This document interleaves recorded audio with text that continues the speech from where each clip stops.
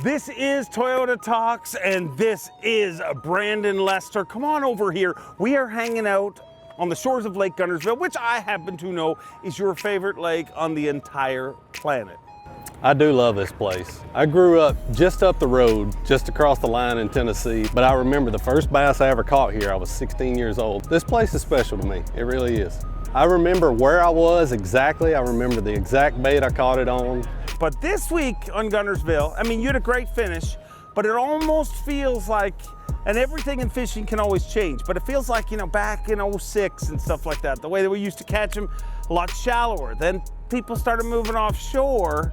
Now a decade later, maybe that inshore bite is becoming a lot more important. Am I wrong? Well, you're absolutely 100% right. And honestly, last year when we weren't having many tournaments this time of year, I spent 2 or 3 days a week down here on this lake, learning the deep bite.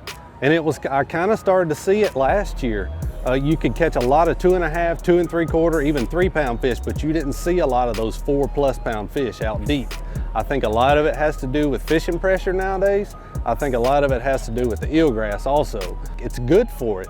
The lake is healthy, but it's different. I've never seen as many bluegill beds on this river as I saw this week, and it's because that eelgrass is growing out there to 10 or 12 feet, and the only place those bluegill can go is inside that eelgrass. So that makes a lot of fish push up there shallower and feed on those bluegill.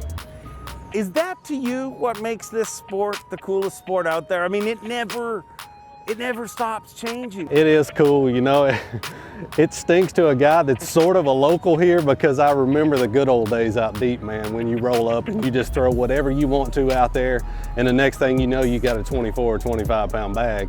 And I just keep going back to that because I love fishing that way. I love looking at them on my Lowrance electronics. I love finding those big schools, and man, it can happen fast.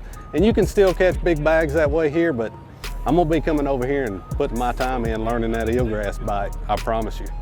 Lake Guntersville always evolving, nature always evolving and changing, and so are great anglers, and you, my friend, are one of them.